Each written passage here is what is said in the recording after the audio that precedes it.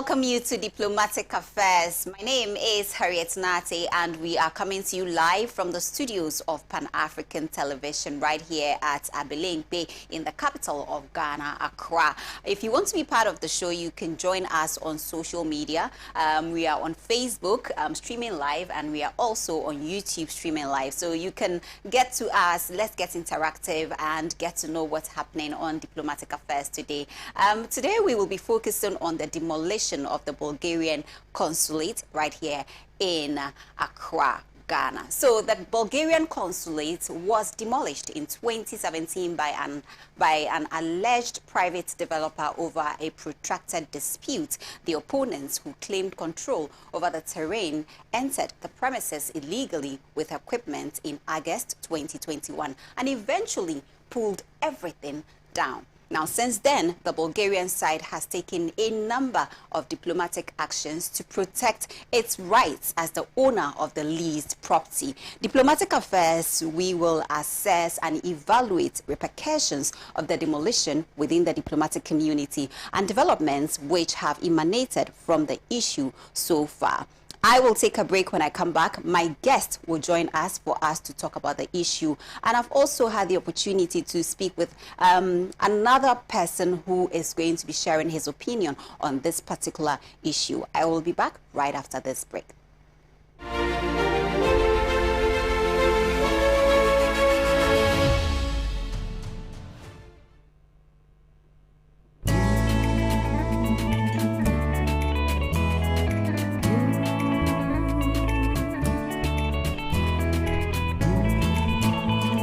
Hi, my name is Amma Pratt, Executive Director for Obasema Summit. I would like to invite you to come along with us to the Northern region for the Northern Regional edition of the campus tour. So we are having these conversations around, various regions, various campuses around the country, conversations around our theme for the year, which is progressive portrayal, building capacity for elevation, so specific skills that we need as women for our next level of growth, like leadership, like public speaking, like networking, branding, working together as women, listening about women are their own enemies, all of these conversations. So we are bringing that conversation with us to Tamale, specifically the UDS, on the 26th, of this month. That's the 26th of March. All of the amazing speakers who have been experienced in the other regions are coming with us to Tamale. But we also have special surprises for you in Tamale that I want you to come and experience. We are coming to the Northern region for a fun time, not just to talk, but also to bond and to network, and to sort of hold our hands together as women, and recoup and regroup and get ourselves ready for the next phase of building women that are ready to inspire the next generation. Hey, come, let's continue to hold up the sky as ladies. I can't wait to see you in Tamale.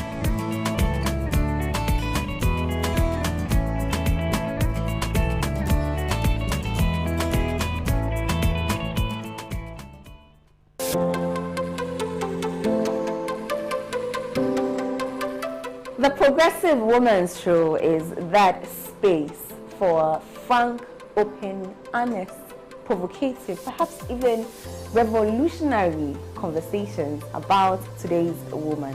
If you go to the banking sector, there are people there who want to sleep with you before they give you a job. If you want to be a teacher, if you want to be a civil servant, there is someone who will say, oh, I can get it for you easily. All you have to do is drop your pen. It was something that was demanded of me. My editor, my news editor in the newsroom, thought if I don't pull down my skirt, I was not going to be put on air. I am yet to come into contact with anybody asking me to sleep with him to go on TV. I will not sleep with any man for a position. I will sleep with a man I want to sleep with for the pleasure of it. When governments come to power and they say that the women are not showing dynamism and the women, for me all that, and forgive my Latin, this time of the day, all that is bullshit. I practice public speaking in church. I practice service in church. I practice leadership in church. So those are things that's why the church is important in our lives. And that's how you do it. It's not buy Range Rover and do Sokode in church. I do what? Sokode. in church. When you mention Jesus, you don't have to say Jesus. You can just say Jesus. But they say it's a man's world out there, isn't it? Unfortunately, I don't know why, because we seem to be doing all the work. They are the head and we are the neck. Excuse me, can you be a head without a neck? No, please. No, please. Yeah. Well, hey, ladies, let's continue to hold up the sky.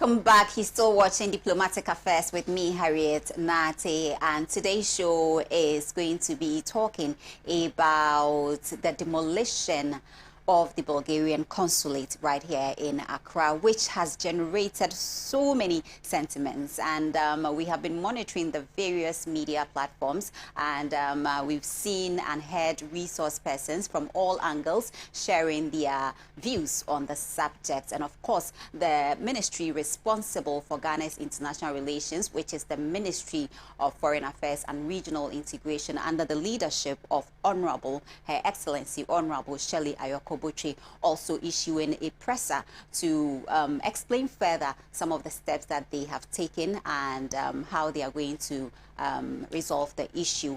I have somebody in the studio with me. He's he's very deep when it comes to international relations. He has wealth of knowledge on international relations to share with us. And of course, if we are talking about diplomacy, international relations, and foreign affairs, who best, deems it fit to be in our studio or on our show? So I decided to invite him to help us really understand things from the expert's point of view. He will be sharing his view with us on this particular subject. And also, I had the opportunity to speak with another renowned international relations expert, Dr. Vladimir Entry Danso, and he also shared his view on this issue with us. So we are going to begin with my guest in the studio, and then I will call for the video or the interview that I had with Vladimir Entry Danso. So let's begin our show now, and you can join us on social media, Facebook and YouTube. Send us your messages and let's get interactive and share all the knowledge or ideas, that we have with regard to this particular subject together. My guest is Dr. Samuel Appiah Marfo. He's an international relations expert and a lecturer at the Ghana Institute of Management and Public Administration. I'm proud to say that he's one of my lecturers. It's good to have you in the studio, Doc. Thank you for having me. How have you been? By His grace, we making, leeway, trying to do a lot of things in the school. We marking here and there. Oh, you are grading us? Oh, yes.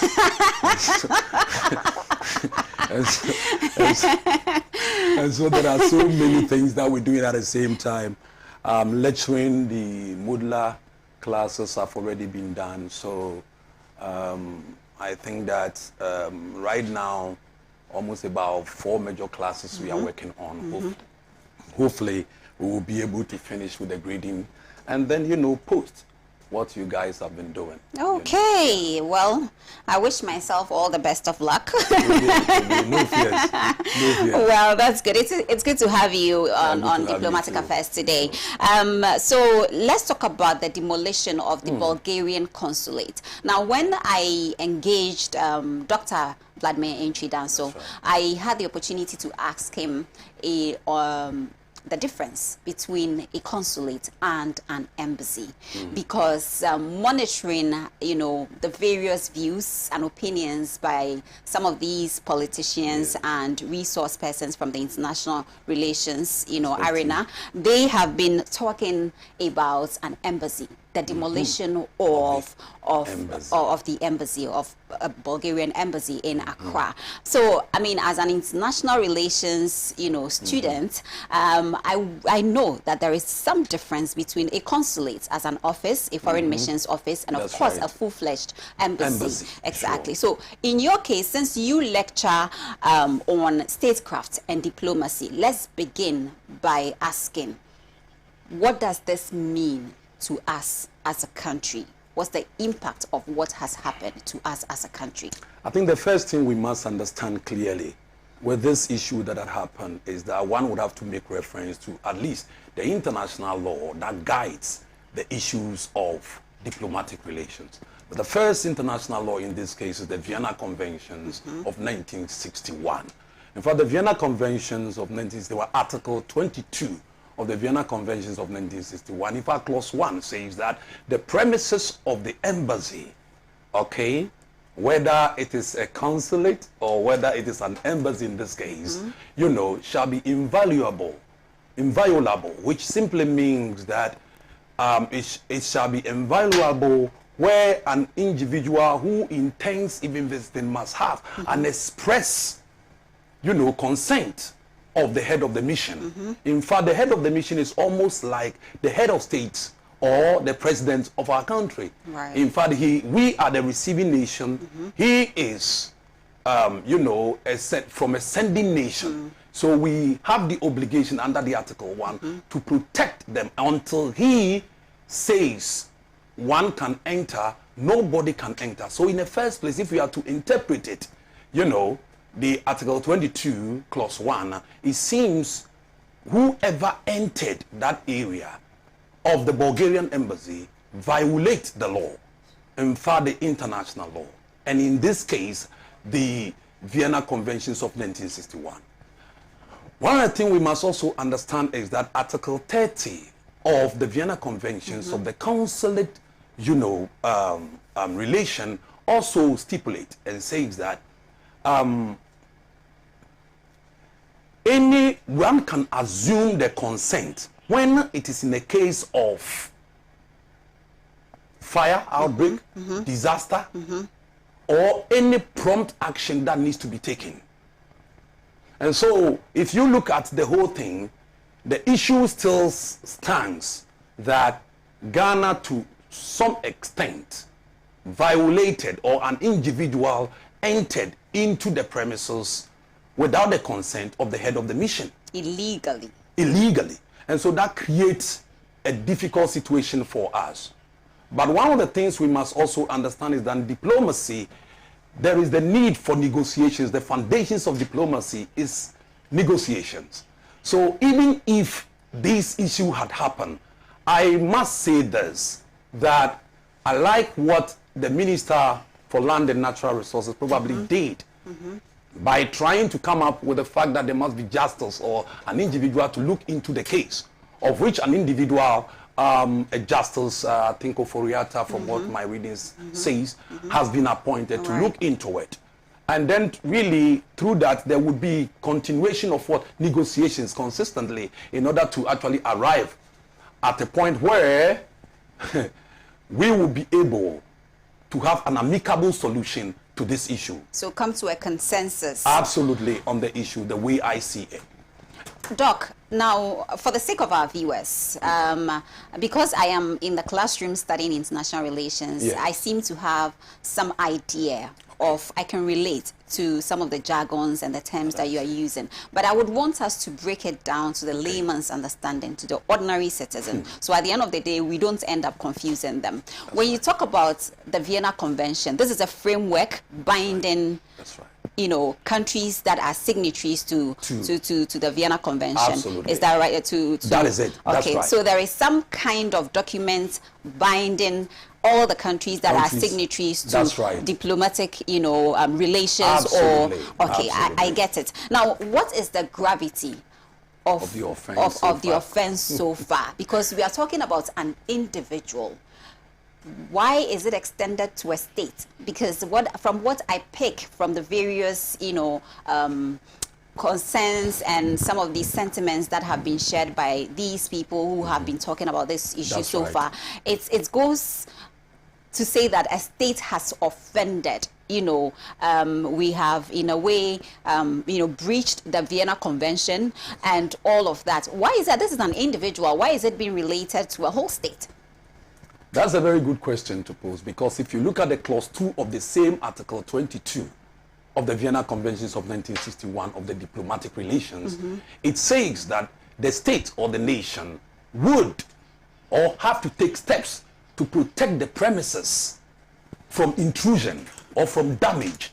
So in effect, when you look at these two major, clauses, it seems we violated the clause. In fact, the third clause, it has a third clause that says that even their furnitures, their transport systems, the transportations that they have, the upholsteries that they have, all those things are even their letters, the letters that they do have, their correspondence, is immune from search. So in effect, if you look at it, you are the receiving nation. They are a sending nation. They send the person to you. And their mission, they are there as representing Bulgaria in Ghana. So you extend the same respect, courtesy that you need. That's right. To the as you would to the president, to the office that is stationed in your country. Exactly. And let me just add this. There's a principle that normally for the sources of diplomatic activities to really go on, they have a principle of what? Reciprocity. Yes. Which means that it's almost like, one, the benefits, the penalties that one nation or one state, granted one state to a citizen or any legal entity, that same thing must be, should be returned in kind. That meant that what you do to me, you must. So we have this slogan: "You do me, I do you." That's right. You do me, I do you. If it was done in a bad way, I'm likely to reciprocate in a bad way as well. Exactly. So in the spirit of this, in the spirit of reciprocity, that is why I'm coming in by saying that I think it is good. Yes, it's a human institution. Yes, people might not know certain key items with regard to the issues of the law. And so they might have acted wrongly. And I think that the Bulgarian embassy might look at it from that perspective legally. But at the same time, they must also look at the principle of reciprocity to know that, yes, of course, you're talking about education. That is why your program, which is the diplomatic affairs, is one of the most, I would say, significant programs in Ghana currently. In fact, the media have. Not that I'm here, that is why I'm saying that, but I'm looking at it from the perspective that education exactly, and sensitization. Absolutely. These are very necessary. People must know what it is so that they don't err. Of course, it is always said that excuse is not, to have an excuse is not connected to what the legal issue. So the legal issue doesn't care that whether you have an excuse or not. But the issue I'm trying to present is that I think that this platform enables people to understand what goes on with regard to what the issues of what international relations. And international relations simply, it has to do with states. Right, dealing with each other. And so, the Bulgarian embassy, I think I'm also excited in a sense that because I've been reading a couple of things that I heard that they have opened themselves up to the negotiation processes that is taking place. And that is, in fact, he's a chief diplomat and he's a chief negotiator, so to speak. So they should allow the process to, continue until we get to that amicable solution. And I think that it is a good thing. Let me just chip in this little thing. I'm thinking that there is a subculture that is also in Ghana where people do not take the laws, take the laws into their hands and act. It's just unfortunate that we have that kind of things that happens. Yes. And because I'm asking myself, why should that be? Right. And people feel that, well, I have the right to do what I did. No, you don't have the right to do anything because you don't know it. And Ghana is not a banana republic. We are a nation of rules.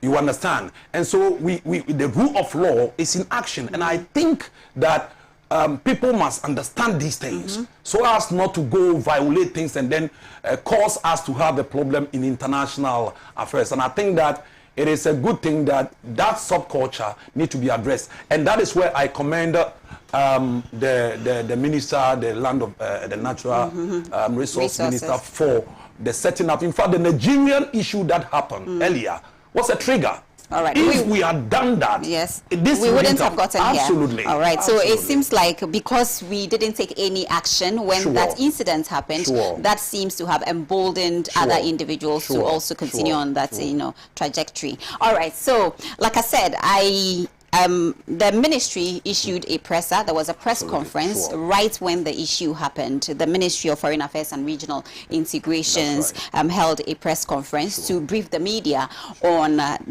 give us a background to the story and also the steps, the necessary steps that are in place to ensure that the issue is resolved amicably. So if we have that video ready, can we play it now? The Deputy Minister of Foreign Affairs and Regional Integration, Honorable Kweku Amprechu. But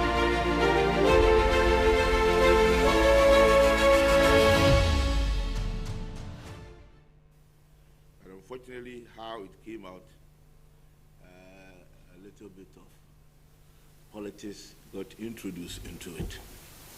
But for this press briefing, I will want to stick to the facts as they are, so that once the press is properly and fully apprised of the situation down there, moving forward, you guys will know exactly what to say and what to write when the questions are asked or when people approach you to talk about this Bulgarian mission building. Bulgaria used to have a resident mission in Ghana. And then sometime later they decided that they were downsizing their presence in Ghana. So they got relocated, their main mission to Abuja. And later on they appointed an honorary consul. In the meantime, they had this property there. They got two properties on the same road. One they were using as the chancery, or one would say the offices. And the other one they were using as the residence. The property in question, for which we have met here today, is the one that they were using as the offices.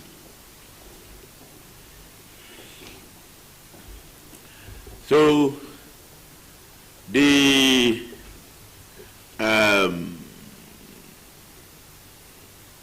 as I said, you all are very much aware of what the message or the news that came out. There's a little bit of a wrong impression the way it came out, that the Bulgarian embassy has been demolished. It is not something that happened yesterday, last month, last year, or 2 years ago. So the picture you are seeing on social media is not something that happened recently. It's over 5-6 years old. That is when that demolition happened. So like I said, sometimes we politicians, we tend to be a little bit troublesome or problematic. When we get a little chance, we try to do a little bit of mischief. So the picture in the first place is not something that happened recently. It's a long time ago.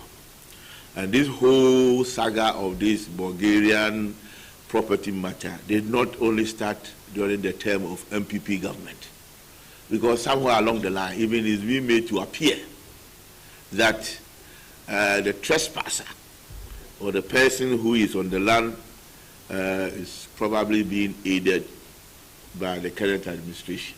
But it's something that has been going on for years. It just happened that when we were in opposition, we did not make political capital out of it because we looked at it differently. But unfortunately, our brothers on the other side have decided to play politics with it. But we want to set the record straight. The Bulgarian embassy leased the subject property from somebody who is no longer a living person. They leased it from one called Theophilus Kofi Layton on the 1st of February 1979. Like I said, Mr. Layton is dead now. Which lease was extended from 1983 for 50 years, for which an amount of 1 million cedis was paid by the Bulgarian mission or embassy to the late Theophilus Kofi Layton. And also they had the option to renew that lease for another 50 years. The current lease that the Bulgarians have on that land is supposed to expire in 2033. And it is upon the demise of the landlord, or the death of the landlord, that is Mr. Theophilus Kofi Layton, the administrator of his estate attempted to forcibly repossess the property over an alleged non-payment of rent arrears by the Bulgarian embassy, notwithstanding that the latter has made full payment for the lease to the late Mr. Layton. So that is where the trouble started. When the administrator of Mr. Layton's estate attempted to use the back door to get access to the land, which Mr. Layton has already sold to the embassy, and the embassy has paid in full. Now, mindful of its obligations under the Vienna Convention on Diplomatic Relations of 1961, concerning host countries' obligation to the protection of the premises of diplomatic missions, the ministry summoned the party to a meeting for an amicable settlement of the matter. So at no point has the Ministry of Foreign Affairs, representing the government of Ghana, neglected its responsibility of protecting the property of the Bulgarians. Now, there wasn't that much agreement when the ministry attempted to broker something. So, dissatisfied with the conciliatory approach of the ministry at resolving the issue, the administrator of the estate of the late Mr. Layton went to the High Court with a writ for declaration of title to the property housing the Bulgarian embassy. So this administrator, he was very determined to take possession of the property from the Bulgarians. And his basis was that payment of accumulated rent and an order for ejection and recovery of possession of the property. That is the basis what the administrator took the matter to court. Now, part of the reliefs were granted by the High Court. However, upon appeal, the Court of Appeal reversed the High Court's decision. So, the administrator went to the High Court. He got some of the things that he was looking for. But then there was an appeal. And when they went to appeal, everything was reversed back to ground zero. The case traveled all the way to the Supreme Court. In its judgment, the Supreme Court reaffirmed the holdings of the appeal court. And that was dated on the 21st of July 2011, which overturned the decision of the High Court and affirmed the right of the Bulgarian embassy in the leased property. So, the above judgment of the Supreme Court notwithstanding, the successor of the late Mr. Layton sold the leased property to a private developer who later encroached on it. I hope we are getting the drift. This administrator is a trouble man. He is probably the source of all this wahala. Still committed to its obligations under public international law, the ministry, upon being informed of the encroachment of the Bulgarian embassy, invited the parties and their lawyers to a series of meetings in January this year, which were aimed at finding a peaceful solution to the dispute. At those meetings, the ministry referred the trespasser to the ruling of the Supreme Court, which reaffirmed the right of the embassy in the unexpired residue of its lease. The parties were also encouraged to reach a mutually agreed settlement on the reimbursement of the amount of residue of lease due to the Bulgarian mission. So at this mission, we've done our possible best. I do recall I have sat in meetings with these parties on about 4 or 5 occasions.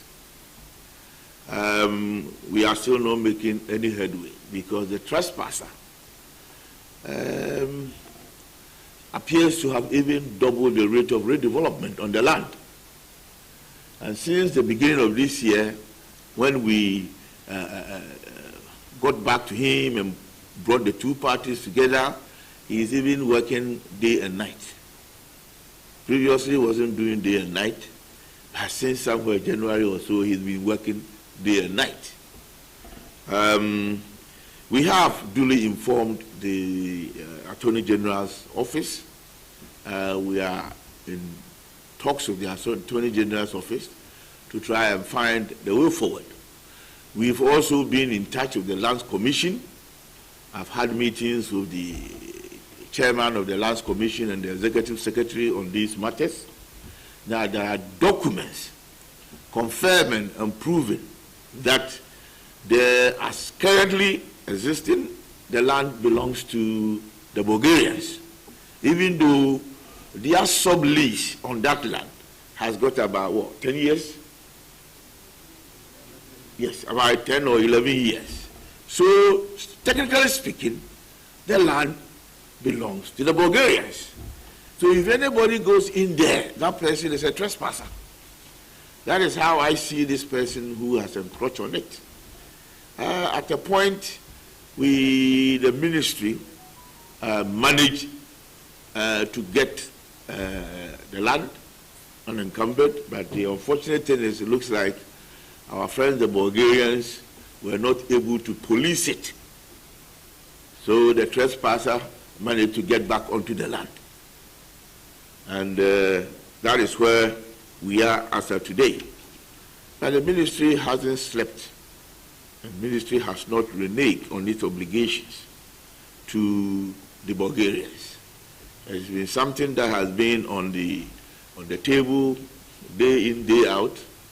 In the last 3 weeks or so, I met with the Bulgarian ambassador. He came all the way from Abuja. We had a meeting, and he wanted me to facilitate a meeting with the trespasser.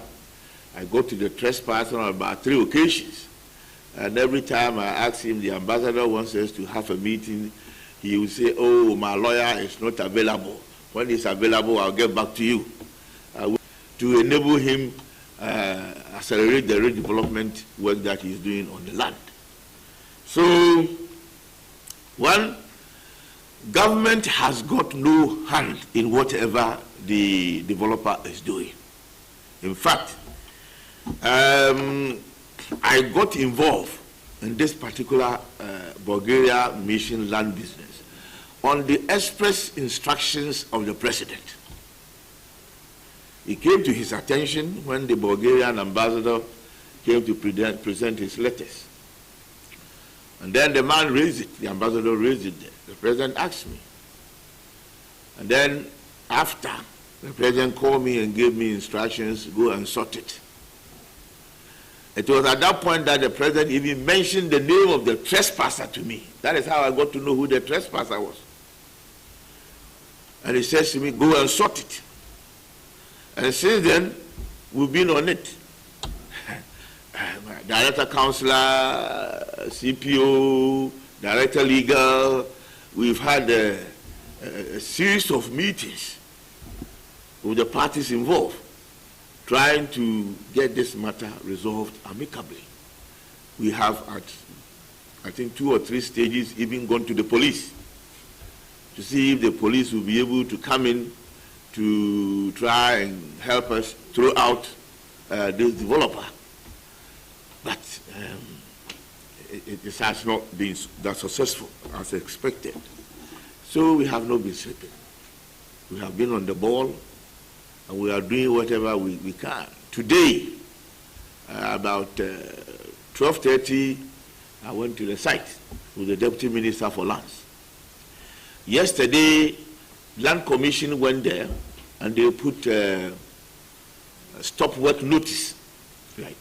They put a stop work notice on the walls. Today, when we got there, the workers were still on site. The stop work notice have been ripped off. We had to force our way onto the grounds. Yes, we took off the roofing sheets which they've used in making like a wall around it. We took them down and went in. The workers were there on site. We spoke to the supervisor. I called the trespasser a couple of times. They did not pick. And then we told the workers that they had to leave the site. And that with the order that the Land Commission has issued under the new Land Act, those workers there can be arrested. And just before I left my office to come here, the trespasser sent me 2 messages. It looks like he's been told that we've been there and we've issued some instructions, and we've told the workers that if we come to find them working, we will arrest them. And so, ladies and gentlemen of the press, we are on it.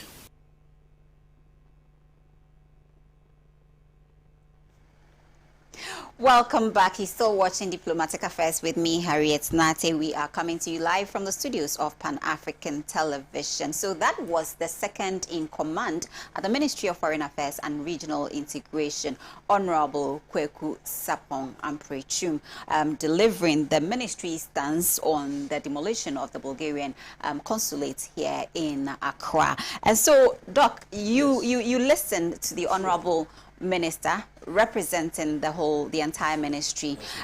From all indications, it appears the ministry's job is to offer protection to the foreign missions on its land. Yes. Would you say the ministry failed in doing so? There are 2 things.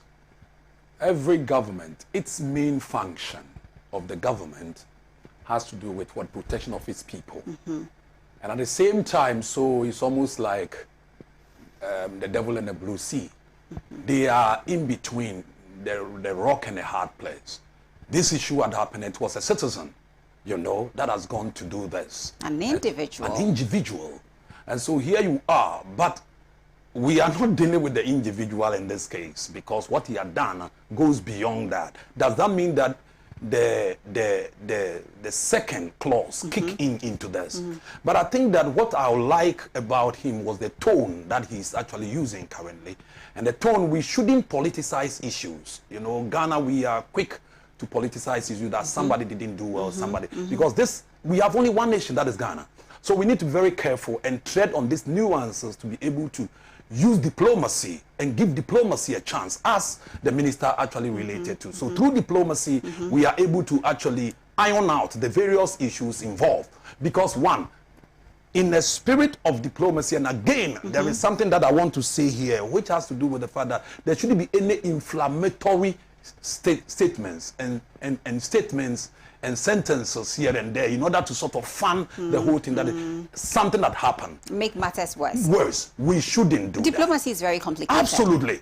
Diplomacy, you can turn things and it becomes more a war in it, because he said it's an extension of even war. So according to Enla, so it is imperative we have to be very careful whenever we are talking to other peoples, because people are listening and people are watching. What would the government do? Now, the government has taken a reconciliatory path a path that says that I want to bring the parties in this conflict and resolve it amicably. And I think in the first place, I love that. The second thing that I'm also probably asking government to do is when the report comes, we don't want this report to be a paper tiger. We want the report to go in there and a decision must be made on the report and how it will affect other areas. You understand? Because if we don't do that, then it will be like almost we have had the same report. And normally in Ghana, I don't know about other places, but as far as I'm aware, in Ghana, we will set up committees. The committees will come up with all their reports. And then it is just there. We don't do anything about it. But I think that this must be looked at. All right. And I will not blame totally. I wouldn't say that. You see, in diplomacy, if you're learning to speak, you got to speak sensibly. I don't know whether I'm saying this. And I think that my nation, Ghana, I love Ghana. I won't run away from that. And I believe that it is imperative Ghana supporting the current regime or current leadership are doing whatever they are doing, and I think it is good. All right. Okay, Doc. Now, without wasting time, let me go to my interview with Dr. Vladimir Intwi Danso, an international relations expert, a renowned one, of course, and also the Dean of Academic Affairs at the Ghana Armed Forces Command and Staff College. Take a listen.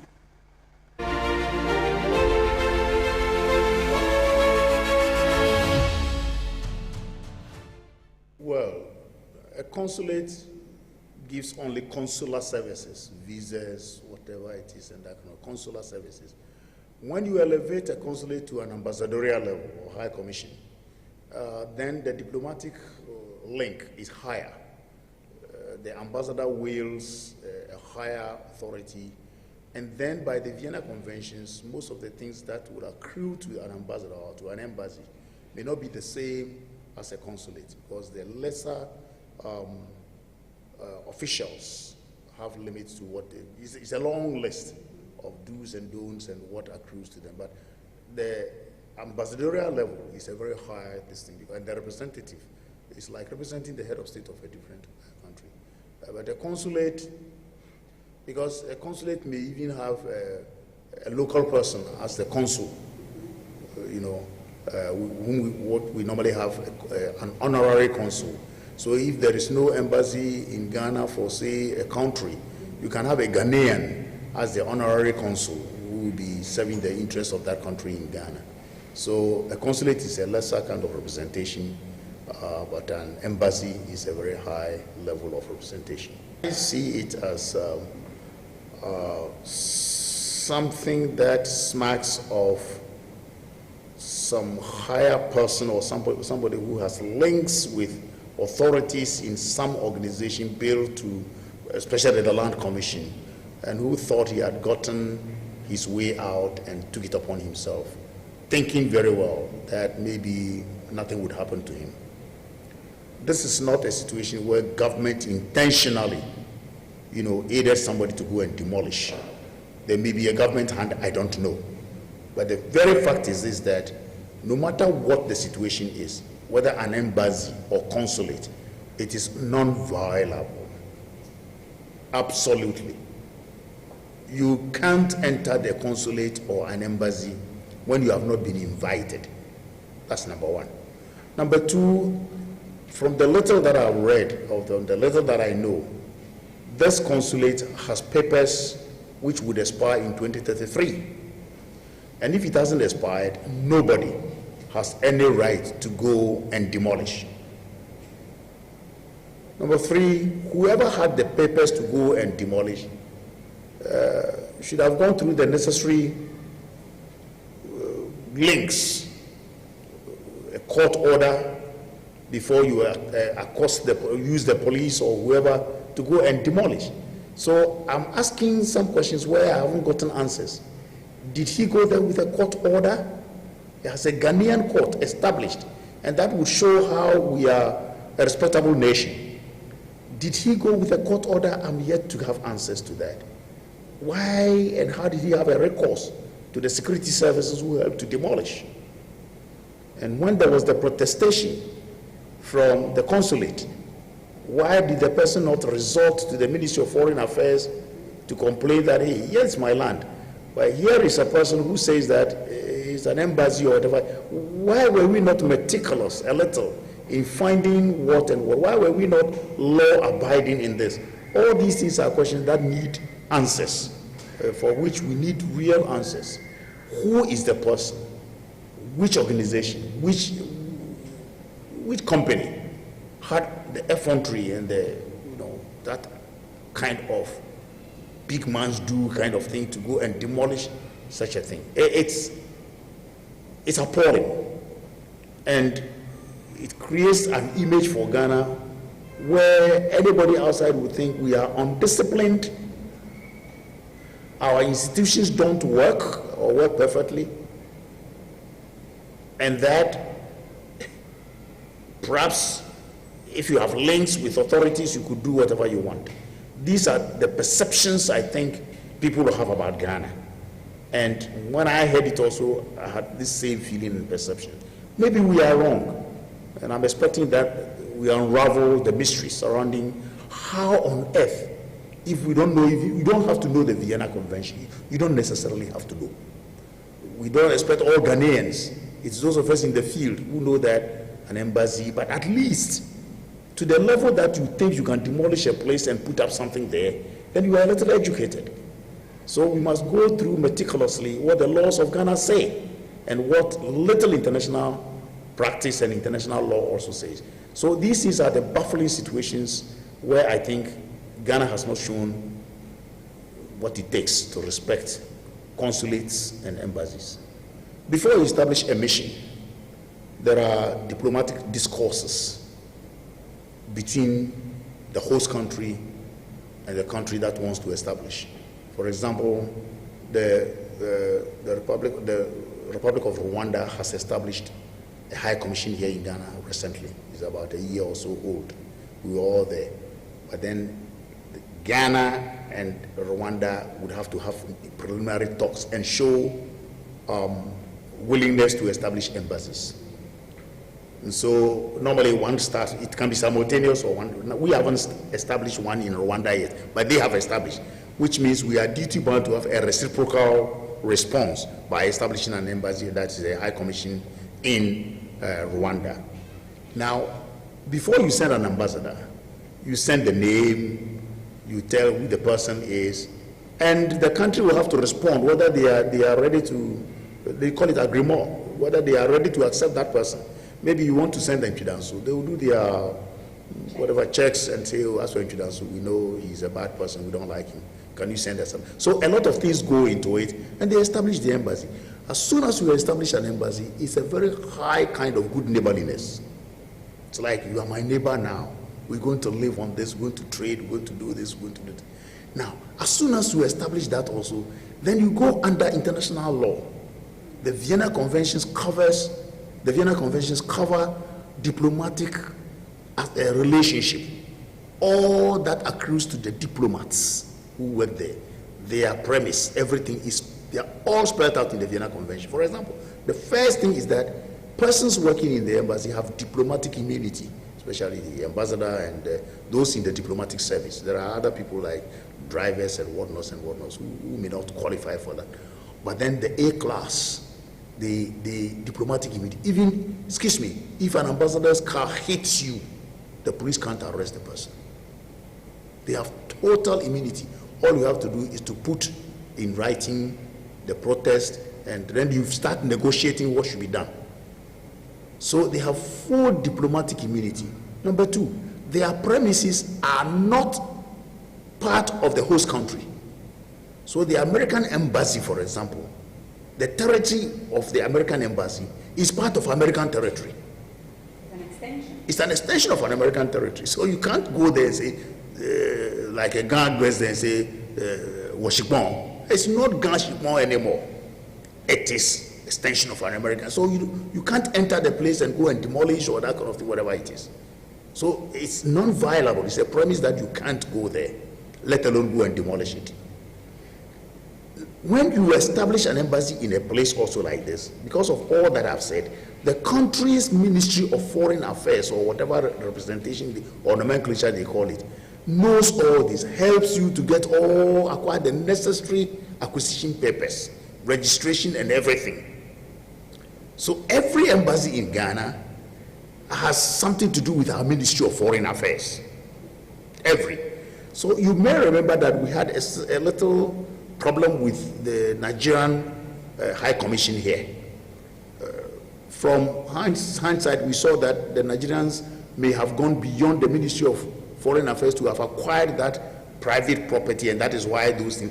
Even there, because of diplomatic relationship, you saw that the Ghana government bent backwards to assure the Nigerians that we will help you get the necessary papers. We will help you even to rebuild the demolished part. And those ones are just for good neighborliness. And that's why we did that. And all these things go to show that with embassies, you don't touch them. Of course, in international relations, there have been several violations. In the Iranian Revolution created a scene for international relations.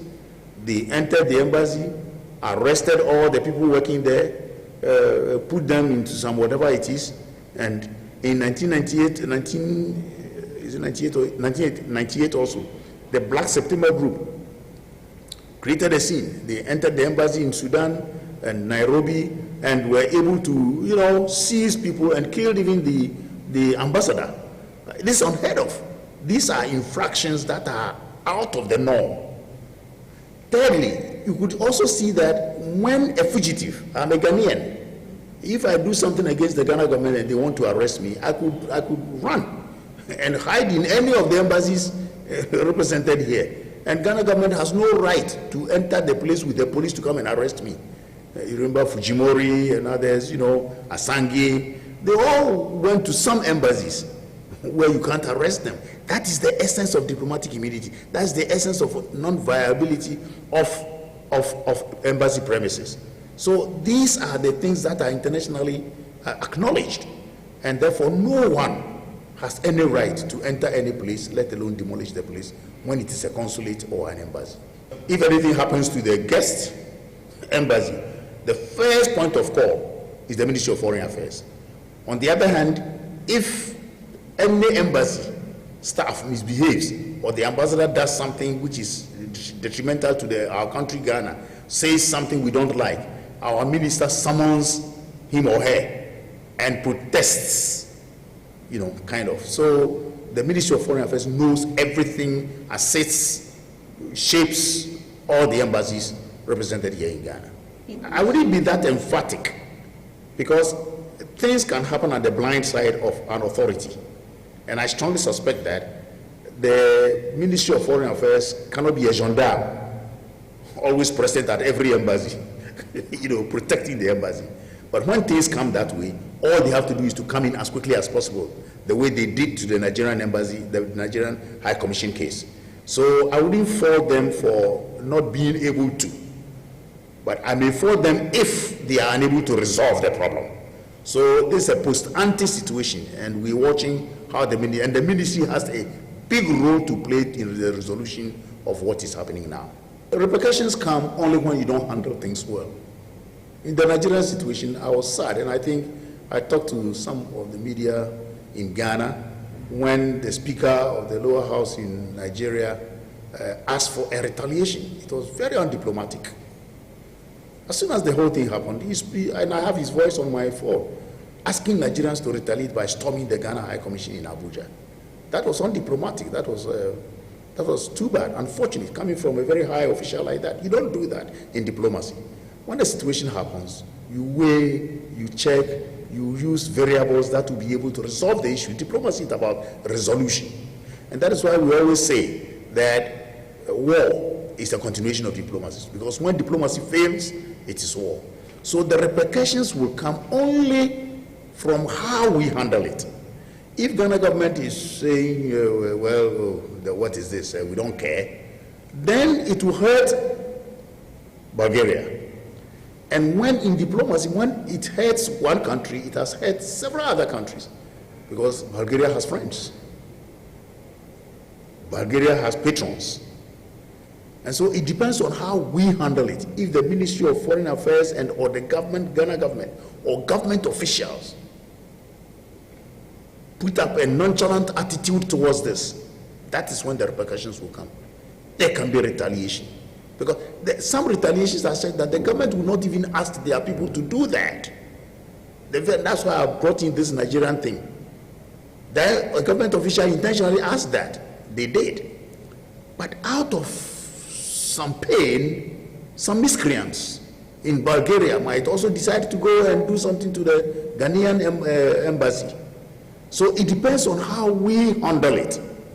And I believe, to be honest with you, the Ministry of Foreign Affairs and Regional Integration I know in Ghana and the personnel handling that office today, as including the minister herself, yes, I know how she handles situations like that. And the directors that I know, by this time, some quiet diplomacy is going on we don't know, which has not come to the public domain. And we might think government is not doing well. But let me assure you that I know the ministry very well. And they wouldn't sleep on this. They will go to the bottom of it and assure. The point is that when such situations happen, all you have to do is to assure your good neighbor that, oh, we're sorry, this is this. Let me take you back to the Nigerian issue. Let us observe how the minister, at a point I was even annoyed. It's not the fault of Ghana. It was the Nigerian embassy's fault, the High Commission's fault. But the minister said, oh, we are sorry. We will help you even to get the necessary papers. We will help you to even rebuild those parts that have been demolished. And I believe in the same vein, the minister and her team will approach this one also in a very diplomatic way.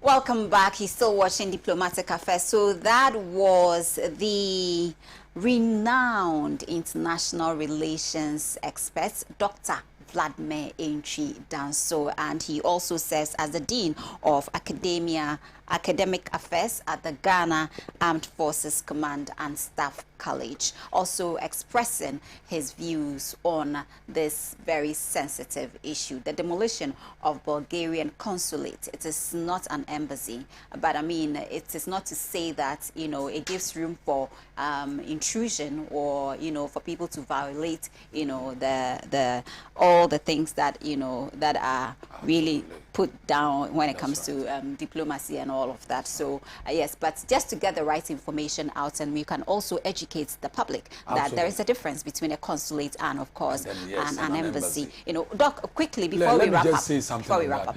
Normally, when we talk about an embassy, the embassy has to do, is in fact a seat of political exchange. Many times you find the embassy in a capital city.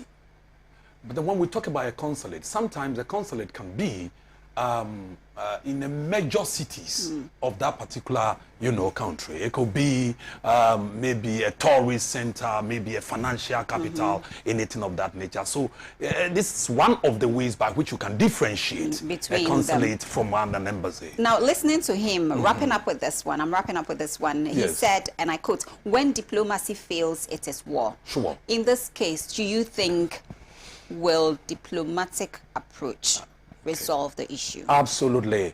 I mean, as he actually echoed what I was saying earlier on, that I believe very strongly that what we did in the case of the Nigerians, we will do just the same for the Bulgarians.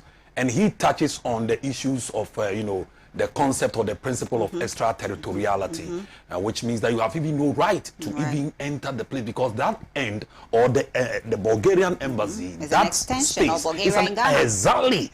So you have no right to enter that really premise. So and same with Ghana in other countries. Absolutely.